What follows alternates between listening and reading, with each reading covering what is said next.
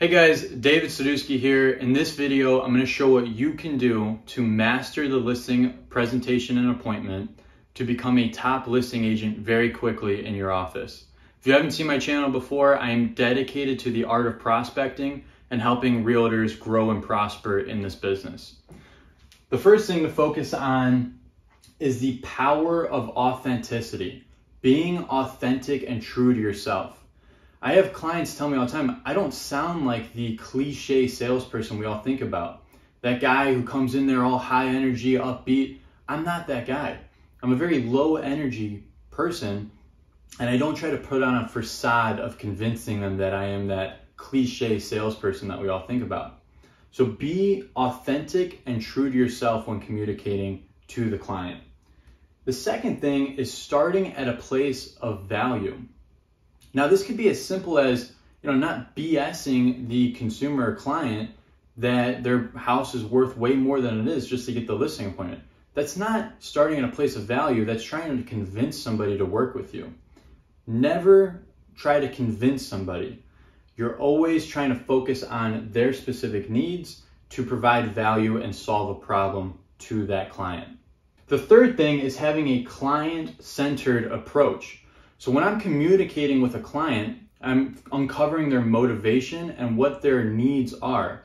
And I tailor my communication all around that to show them that I can solve the problem at hand.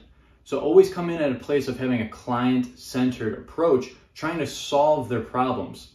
Each listing presentation is different because everybody has their own different issues that they're trying to solve. A for sale by owner might try to just get as much money as possible. So I'll go in there focusing on what the highest dollar amount is that they can get.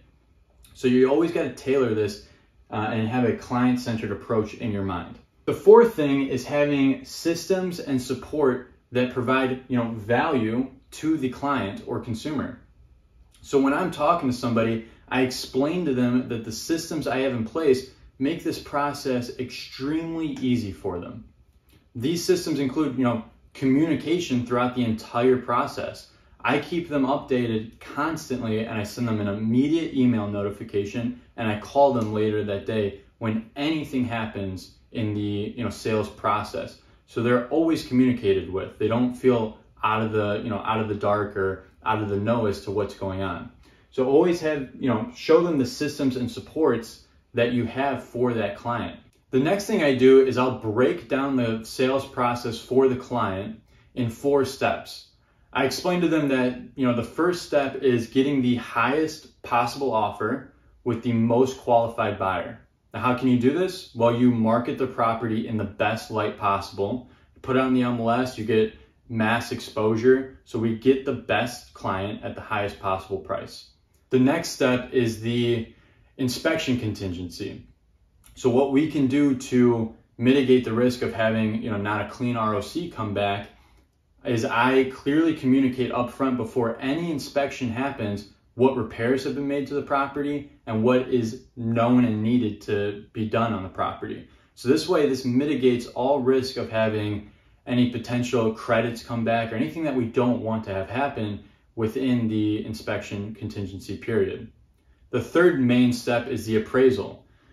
Having a low appraisal sucks, and how we really mitigate that is before the appraiser will go out there, I email the appraiser comps and comparables of the home that I would like them to see so that they use that in their report. This works, great when you have a clear line of communication with the appraiser so that you're not surprised when the appraiser comes in with $30,000 below what it sold for. The final step in the sales process is closing, getting everybody to signing. How we make sure there's no risk of anything bad happening is we have clear communication throughout the entire process of, selling your home. This all goes into systems and support, and you want to clearly communicate your value to the client of what you do here. The next thing is trust and rapport. This kind of goes into authenticity. These all really intertangle with each other, but you want to build trust and rapport with the client. So when I go on a listing appointment, your main goal shouldn't be, getting a signed listing agreement. Yes, that is, a very important goal to have, but the main goal should be building trust and rapport and a relationship with the client. This is a big decision they're making. They're choosing who they're listing probably their most expensive asset with. You shouldn't expect them to make this within a 15-minute conversation or 30-minute conversation. It might take a few days, and that's totally fine. I've even told clients, I don't want you to sign the listing agreement right now. I want you to make sure this is the best decision. And this comes at a place of confidence that I'm clearly relaying my value. I'm showing all the systems and support we have to provide value to the client. This makes them a lot more comfortable and puts the client in a mindset of they're in control, which they are. And we want to make sure we're not trying to convince them again of anything that they don't want to do. So always coming at a place of building trust and rapport. The main goal, again, should not be getting a signed listing agreement after your 30-minute appointment. It should be to build a relationship where you communicated everything that you needed to clearly. The next thing is differentiation. Now, clients will tell you, how are you different from the other realtor I just talked to? You go into, again, you give them a quick summary of all this that you've already went into, your main point of difference, how you are geared to providing them value and solving all their problems, the systems and support that you have to support the client throughout the entire process. These are main point of differences that other agents either one, aren't doing, or two, aren't communicating properly with the client. So you really want to give them a summary at the end of all the point of differences that you have with the client.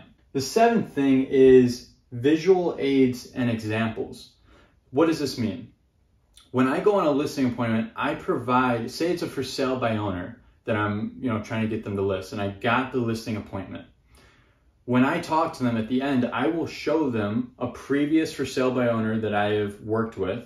I'll show them their listing, what the for sale by owner had on Zillow. I'll use one where they have terrible photos, they're really underpriced and it's not selling. And then I'll show them what I did to that listing. So then I'll show them the Zillow site where it's high quality photos, high quality marketing. It's sold in a week or whatever that number is, and it's sold over the price that they thought they could get. So I'll show them the before and after of a for sale by owner. If it's an expired, I'll show them what the previous agent did for them and what I will do for them. So you want to use visual aids and examples. You don't want to make the listing presentation kind of boring and bland. You want to use graphics, show them exactly what you're going to do. Give them the Zillow link of what you have done and be confident in the work that you have done for your clients. So these are the main things that I focus on in providing value to the client and mastering the listing appointment. Hopefully this provides you value. If it did, please leave a like and subscribe to my channel. It really helps me out and it motivates me to create more videos. It also shows me what you like and what you don't like. Again, appreciate you guys watching.